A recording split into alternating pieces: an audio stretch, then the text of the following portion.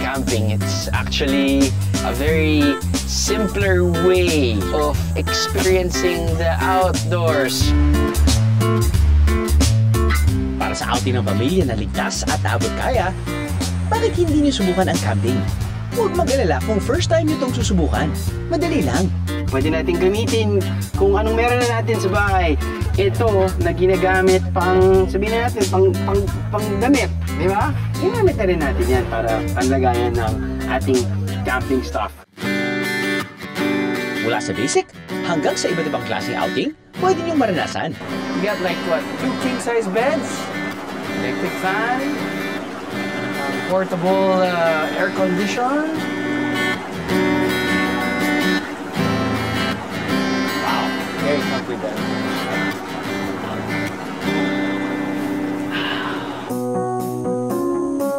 May bonus pa na adventure. Akalain niyo yun? 3-minute hike packet, and then you're on this elevated area. You have this beautiful view of the ocean. At syempre, ang paborito natin lahat, chibog. Alay, editik mo na natin doon, bulang lang. Uy, may something. Ay, oo nga.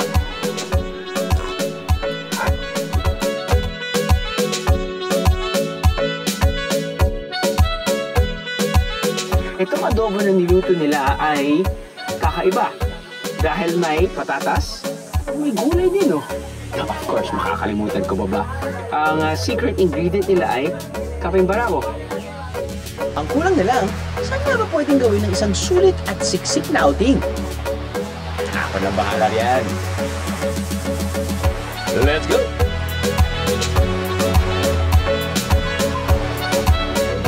Outing tayo sa Batangas, biyaheros. So saan nga ba tayo magsisimula? Well, mula sa jump-off point sa Ligtasin Beach, pwede sumakay ng bangka.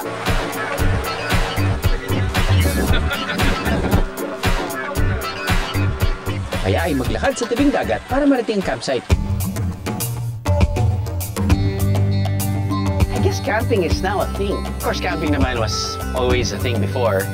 Pero feeling ko dahil sa pandemic, ilang years yung mga taong na-stuck sa loob ng mga bahay nila, parang natural na gusto nilang lumabas, gusto nilang i-appreciate, ma-experience yung outdoors.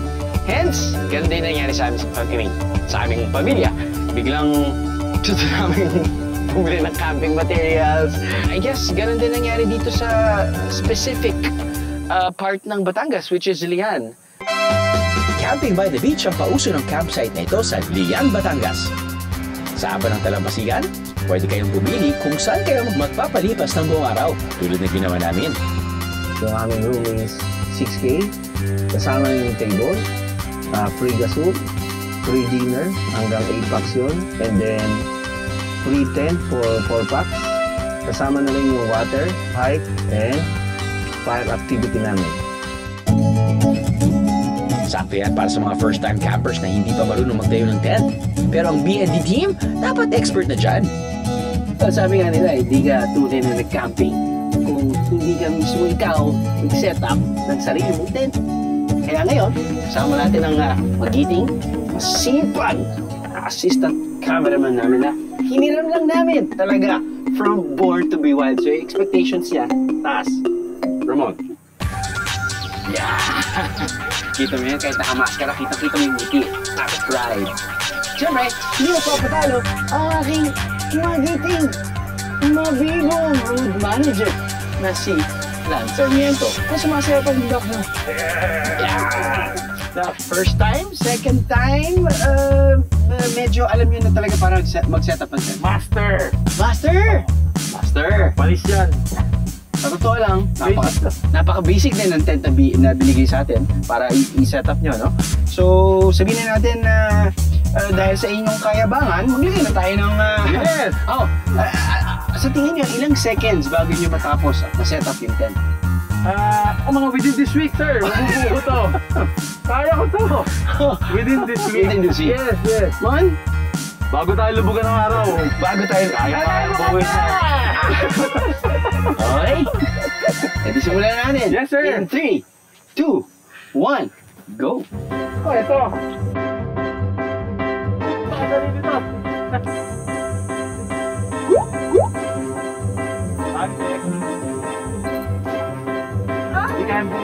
Classic lalaki, hindi nagbasa ng instructions. Ayaw magtanong. Usually, ganun yung mga lalaki. Hindi, kaya ko to. Dahil dyan, tent pitching 101 nga muna tayo. Pasok, Kuya Froilan! Una po, ilalatag lang po natin to. Bubuksan po natin na to.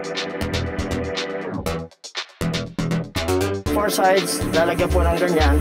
And there you go, ito na po ang ating tent. Yun naman pala eh. Mukha namang madali. Pero mukha ngang within this week pa maitatayo ni Ramon at Lance ang tents nila.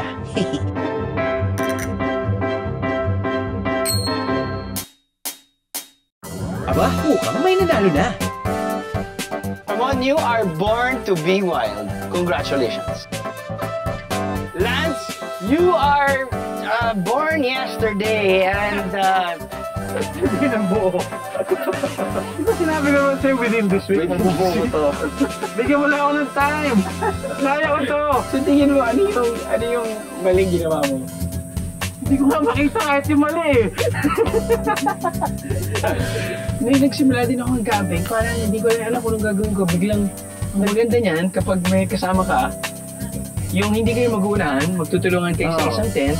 Tapos kapag nagawa yung isang tent, pupunta sa kabilang tent. So I guess parang, ako yung nagkasalanan dahil pinag-compete ko kayong dalawa, no? Dapat teamwork na lang. Anyway, good job guys! Thank you. Thanks, bro. Thank you. Pwede kayong magdala ng sariling tent dahil makabibili na ng pangdalawahan sa halagang 500 pesos. Pero pwede rin naman kayong magrenta na lang for 350 pesos per night. Kasya na ang 4 na tao yan. Basta hanap na lang kayo ng pinaka-okay na pwesto sa camping site. There are probably 1,000,001 items that you need to bring kapag nagka-camping kayo, but that's part of the fun. Pero it doesn't have to be costly. So para katulad nito, hindi ka naman kailangan bumili ng waterproof bags sa shop para lang for camping. Ang tema natin ngayon ay syempre simple camping, very cost-efficient camping. Yung pwede natin gamitin kung anong meron na natin sa bahay. At itong tent na ito, na talagang tinawag na tent dahil talagang 10 times mo siyang... 10 times. Oo. At gawa niya ni Ramon. Kala niya okay yung gawa niya. 5. Anyway, ito na ginagamit pang, sabihin na natin, pang damit, di ba? Ginamit na rin natin yan para panlagayan ng ating camping stuff. Tulad ng pots and pans. Siyempre, kapag mag-iihaw tayo, kailangan natin mga butane. Tapos siyempre yung grillers natin na sikat na rin yan dahil nga sa ating Korean friends. Ayos din kung may dala kayong sariling cooler para sa inumin o kaya naman ay para sa pagkain. Hindi kompleto ang camping kung walang food na kailangan mong i-prepare. And usually kami kapag nagka-camp kami, so it's, I guess, less of a hassle. We try to pre-plan, we try to cook a few days before. Siyempre, ang number 1 parati na niluluto namin ay adobo. Kasi alam niyo naman yun, pag adobo, may suka, hindi mapapanis yan. At masarap pa nga dyan, kapag aantayin mo ng ilang araw yung adobo, pasarap yung adobo. Para lang wine. Speaking of adobo, aba, may Batanggenyong version ang adobo nila rito. Ang lulutuin po natin ay adobo sa kapeng barako. Interesting! Palalambutin muna ang karne ng baboy. Okay, sunod po natin ang luya at saka patatas. Hindi malalaki lang po kasi mas masarap, half cook. Lalagyan na po natin siya ng grated na bawang. Lalagyan na po natin ang kapeng barako. Tapos, papatungan po siya natin ng laurel. Tapos, tatakpan po ulit natin. Antayin lang po natin na lumambot ang karne sa kapeng barako hanggang tumuot siya sa loob ng karne. Para yung mismong lasa ng barako at aroma, papasok siya sa loob mismo ng karne. Edep, hindi lang kaping barakong naiiba sa adobo na yan. May sauce din ito na gawa sa pinaghahalong oyster sauce, toyo, paminta, asukal at harina. Hindi po siya pwedeng lagyan ng tubig pag hindi pa siya mix na mabuti. Kasi pag nilagyan po natin siya ng tubig, mamumuo po yung kanyang flour. Kapag gawa ng sauce, pwede na maggisa.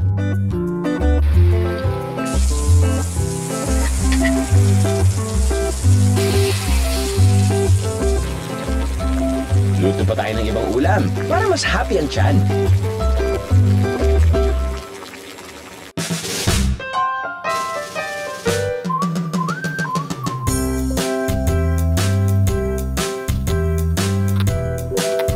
Sa totoo lang, ito yung isa sa mga paborito kong part ng camping, ang pag-ihaw. Siyempre, ang pag-ihaw, kailangan pre-marinated na yung kung ano mong ihawin mo. So, we do it a day or 2 days before. Depends naman kung anong ihawin mo. But specifically, this one, liempo, doesn't love pork belly. Doesn't love pork belly.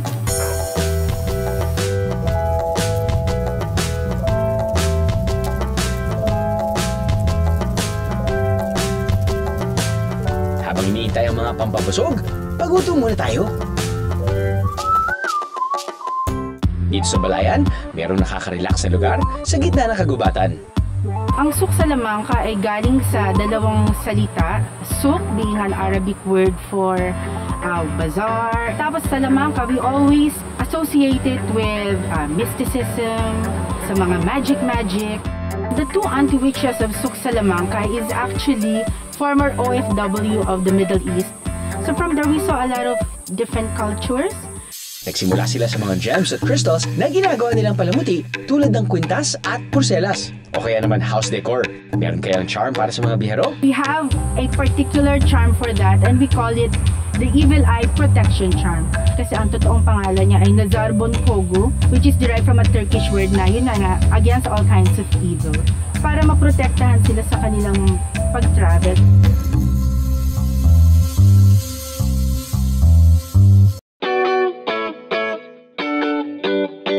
Dahil unti-unti na silang nakikilala, naisipan na rin nilang maghanda ng pagkain para sa mga bisita. And what we are serving actually are all heirloom recipes from our family pa. So, doon nag-umpisa yung food and people love it.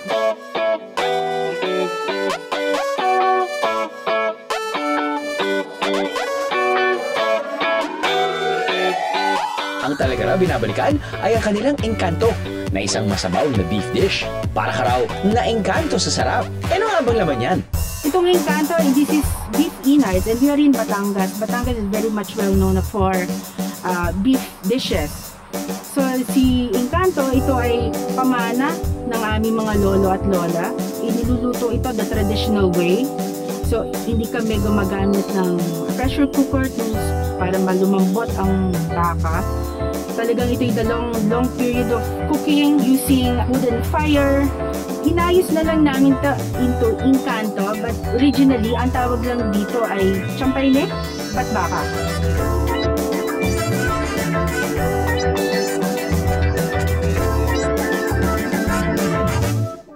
Bukod sa camping, may iba pang pwedeng subukan dito sa Batangas.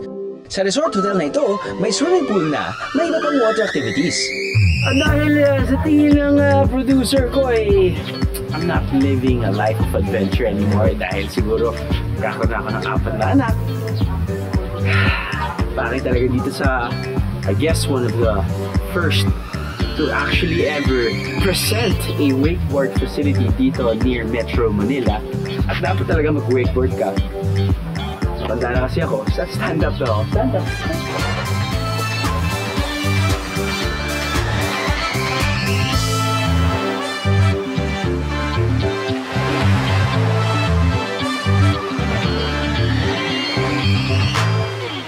Dinadayo ng tao dito is yung wakeboarding. It's only 200 pesos per hour and you can enjoy. Hindi yan naatrasan ng Bebop Kid of the South na researcher namin si Patrick. Fighting! Mukhang wakeboarder in the making itong si Patrick ah. Ilang subok pa lang, nakakatayo na. Good job, Pat!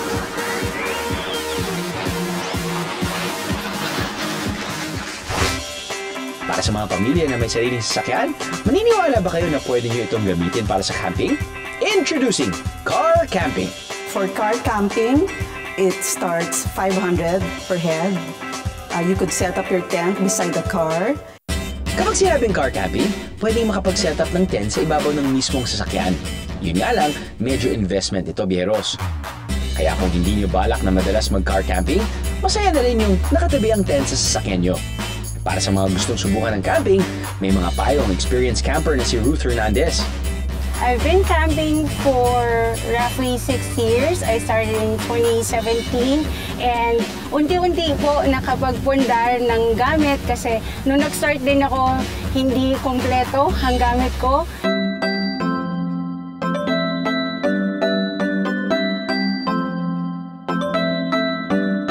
I have here iba-ibang klaseng jacket kasi kailangan pag nag-camp tayo, we plan ahead and we prepare.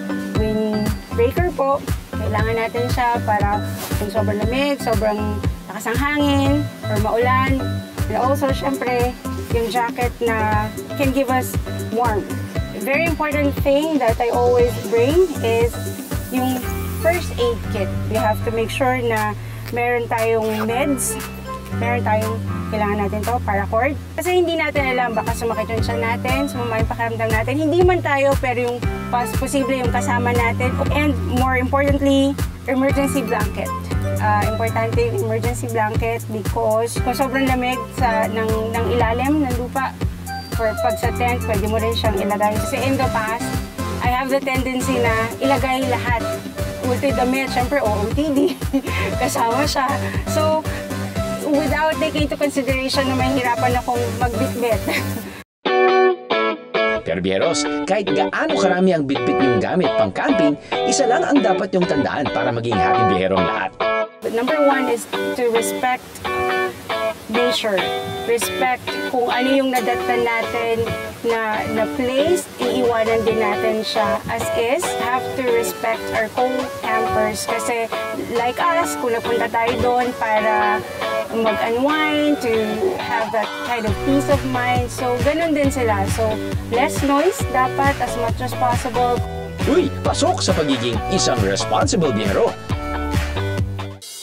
Nandito na rin lang tayo sa Batangas, dapat makasubok tayo ng iba't ibang pagkaing Batanggenyo. Yun bang madaling lutuin at pwede rin sa camping? Ano po lulutuin natin ngayon? Ang ngayon pagtulutuin po natin ay bulang-lang po ng Batangas, at saka dulong po, tinait na dulong. Pinais. Pinais. Ano po ba ang ibig sabihin pag sinabi niyong pinais? Ang pinais po natin na ibabad po natin sa dahon po ng saging. Tapos na yung dulong ang isda, no? Tama po ba? Ganito po ba ang mga po siya? Ang dulong. Ayun, parang maliliit na isda. Okay, sige. Ano po yung kailangan ng ingredients? Ito po, ang unahin po natin ay ang gulay na balanglang. Pinagsama-samang gulay at pampalasa na pinakukuluan ng bulanglang. Ito po kasama rin po sa Bilis po. pampahalat. Pampayin. So ito po yung pang-araw-araw na pagkain. Yes po. Hindi na po mahirap humanap. Nasa paligid po lang natin ng mga bahay namin. Yan lang po yun. The best po. Kung ano yung Wala pa po cholesterol. Pagkaluto ng bulanglang, pinais naman. Ibabalot sa dahon ng saging ang hinugasang sariwang dulong. Ito po ay sa dulong. Pinais po. Kalamyas po, sir. ano po yun? Kalamyas po. Ito pong Ito, singkamas. Ayun na. Kamyas. Ito po yung tuyo ng kamyas. Okay. Pero maasim pa rin to. Apa. Bakit po? Ano Mas po maganda bisa? pong nilino sa mga pinae, sa mga sinaing na isda. Bakit po? Yun pong mga karaniwang pong ginagamit ito sa amin. Ang iba po, sinasamahan po ng sariwang kalamyas. Kaya nakatagal po yung pagluto nito. Depende po sa po ay pag meron po 10 minutes o 20 minutes po. Then malambot naman po ating pinudulong eh. So, ano siya, maganda pong kasabay niyan yung kakaluto na lang natin. Apo, the best po. Match na match po. Match na match po yan. Lalo pag naulan. Alay, editik mo na natin doon bulang lang pati yung pinais na ulong. Wala talaga. Fake ako, fake.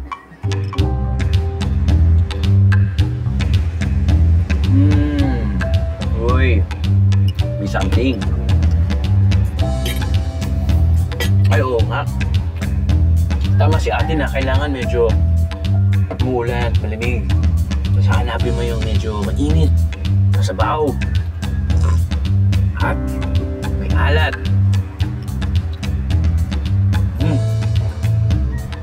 I gotta say, at importante na may squash. Sa Tagalog, kalabasa.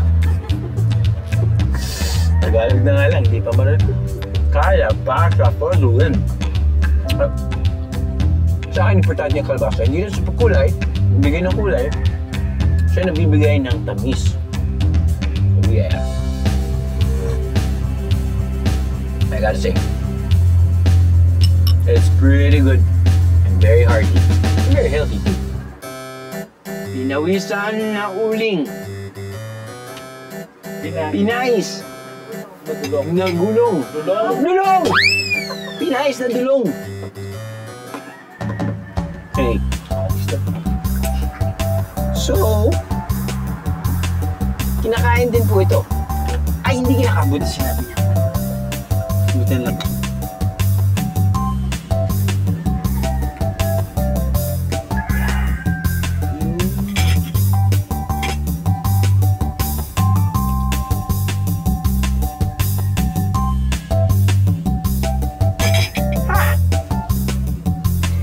Guessing nanggagaling yung asin niya doon sa kalamyas. At na-intensify yung asin niya sa dried kalamyas. Tama po? Alam ko hindi kinakain ito. Gets? Okay. So ito po hinahalo lang sa kanin.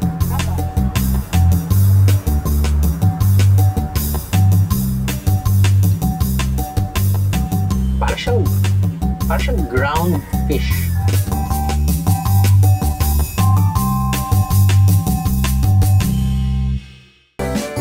Kapag mag-outing, dapat ang kakainin yung siguradong busog ang lahat.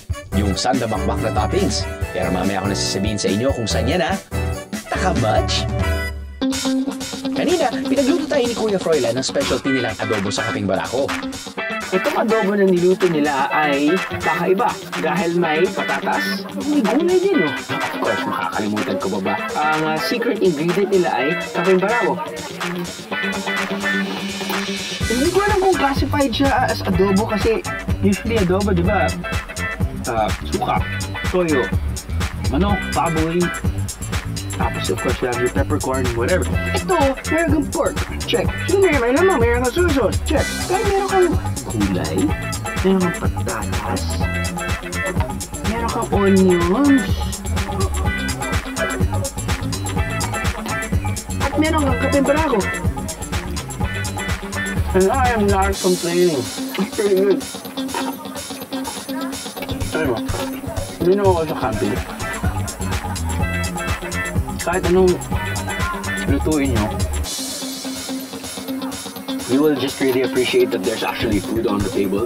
And this is magiging the best na po siya because of the people you're with and syempre, the surrounding that you're in. Sarap ah. Syempre when we bring the kids, ilan ba sila? 10 na ako sila eh. Meron ako mag-6, meron akong mag-4, meron akong mag-2. Siyempre, iba-ibang personality, iba-ibang palasa. Primo, unfortunately, hindi kumakain ng saging, pati itlog. Fortunately, si Leon was open-minded, very low maintenance. Itlog, kanin, ayos na yung buhay niyan. Si Duday, feeling ko bata pa siya at wala siyang choice. Lahat kinakain niya. But normally, alam mo yung mga ano, kanin, kahit ano, eh, mas lalo na kapag corned beef, diba, paborito nila. No problem. Kapag busog ang tiyan, syempre, happy beros. Kung kota na kayo sa dagat, aba may iba pang pwedeng dayuhin sa Balayan, Batangas. Ilog naman para may iba. Konting trek pababa lang yan, guys. Kayang-kaya! Nagsimula po ito noong 2017 wala pa siyang pangalan. Bale, isang cottage lang ang aking ginawa. Tapos pa isa-isa pa din lang ang napunta dito. Wala po kami entrance fee dito. Ang pinababayaran lang namin ay ang cottage na aking ginawa. Bale, yun pong isang table ay 300. Tapos yung dalawang table, bale 500. Di ba? Pasok yan sa sulit na gala ng buong pamilya.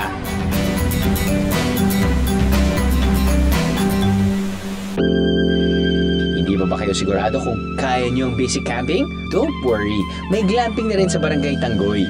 Dito pa rin sa Balayan. I mean, let's face it, camping is not for everybody. So, kung gusto nyo mag-warm up muna, glamping muna tayo. Air-conditioned tent, may pool, baka may CR pa sa loob. Let's see. Hey, let's go. So you got their jacuzzi. Alam mo, sobrang sumikat daw actually. Alain mo, jacuzzi pa. Galing, no? Let's go inside the tent. Oha?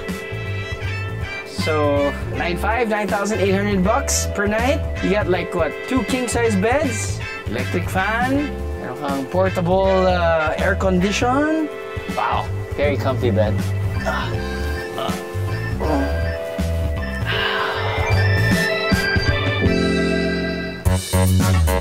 Meron ding mas maliit na glamping tent. Swak para sa couples. Okay, besties.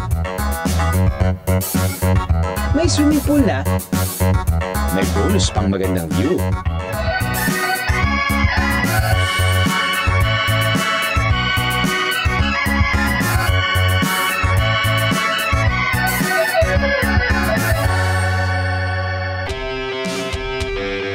Kayo naman yung tipong hindi pwedeng mapirmi lang sa campsite, sa Barangay Duhatan kayo pumunta. Bagay ang bike trail na yan sa lahat ng klase ng bikers. May patag. May pataas.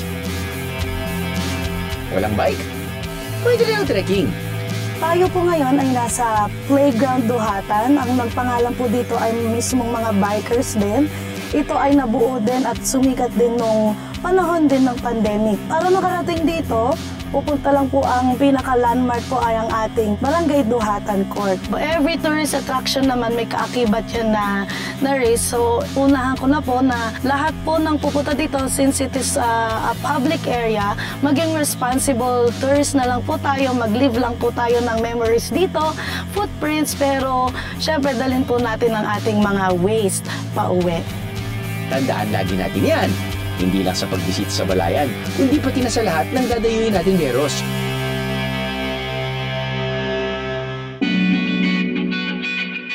Hindi marunong mag-bike?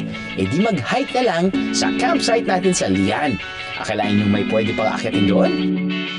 Bagong atraksyon pa lamang ito. Ginawa na ito ng hagdan at mga hawakan para mas madaling maakyat ng campers. Bukod sa camping, sunbathing, grilling, swimming, syempre, free diving. Swerte ang area na to dahil pwede kang umahon dito sa maliit na bundok. Siguro it's gonna take 3-minute hike paakyat. And then on this elevated area, you have this beautiful view of the ocean.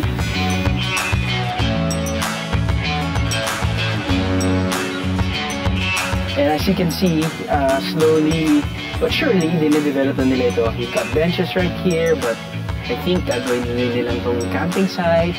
And sabi nila, one of the major tourist destinations, so yung pinupunta ng mga tao dito, ay dahil dyan sa malaking puno na yan, Buli Tree. Wow! It is very unique compared to other trees around this area. It's quite thick, very long, very unique. Bye.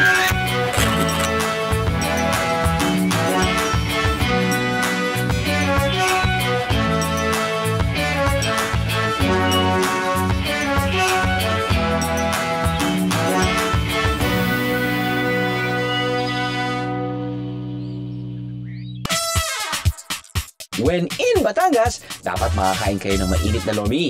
Hindi magiging kumpleto outing kapag wala yan. At dito sa kainan ito, pwede na umorder ng super laking lomi na sapat para sa isang basketball team. Sige nga, patikim, patingin. Lomi overload na talagang over! Dahil sa toppings pa lang, busog ka na. Merong lumpia, kikiam, dynamite, atay, liempo, fried chicken, bacon, chicharong bulaklak, bagnet, nilagang itlog, sisig, meatballs, at mga naglalakiang chicharon. Nakakapagod na nakakagutom. Ang pampalapot ng sabaw, kasama flour.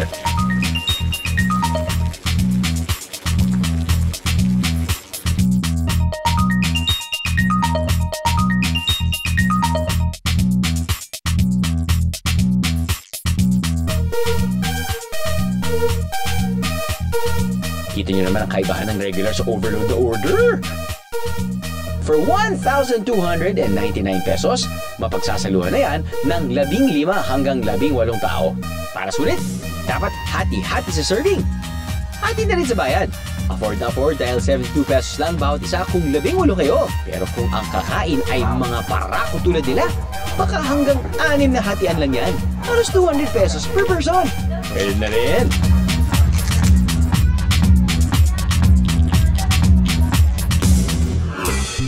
Hindi man madalas mag-camping ang BNT team, meron pa rin kaming tips na ibabahagi sa inyo sa tagal na naming bumabiyahe. Presenting ang small but not terrible guest videographer namin na si Dodong. At ang tatay namin lahat, ang assistant videographer namin si Daniel.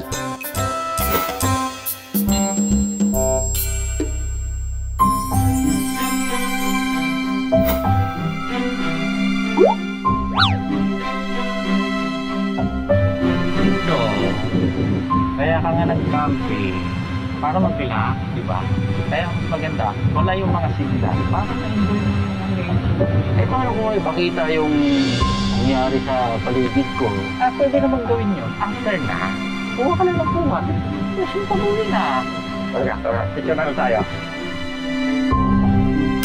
Hindi lang. Uwi na lang ako ng Surigao. Uwi ka na. Parang maganda ito ah. Ikat lang ito. Parang magandang ibonsai ito ah. Oy! Ano yan? Ha? Ano yan? Ako, pinagbawalan mo ako mag-picture. Tapos ngayon, ikaw, kukunin mo yung halaman? Ano to? Titignan lang naman. O eh, anong titignan? Nahugot mo na eh. Wala, bawian mo lang ako. Uwi ka doon sa bahay. Uwi ka doon. Yan na. Sige na, huwag na makulit. Sige na. Uwi ka na. Huwag makulit. Camping is not for everybody. That's for sure. But it should be tried at least. Dahil kahit paano, kahit sanay na sanay tayo sa pagiging komportable sa ating malaking, thick mattress, sarap matulog. Iba din yung excitement kapag gigising ka, narinig mo yung birds kapag nasa forest ka. Or yung alon kapag malapit ka sa beach. At yung excitement, frustration, mahirap pagkasama mo yung mga chikiting mo. Maraming kailangan isipin. Pero that's part of the adventure, I guess. And that's what camping is for. It's part of experiencing that adventure. Pwede palang maging masaya, sulit at siksik ang outing sa Batangas. May challenge man sa una dahil sa dami ng gamit, lugar na tutulugan, at babauning pagkain. Pero lahat yan, parte ng buong experience. Hanggang para sa uli, ang makapagpahinga sa tahimik at maaliwalas na paligid at makabuo ng mga bagong alaala kasama ang ibang biyahero.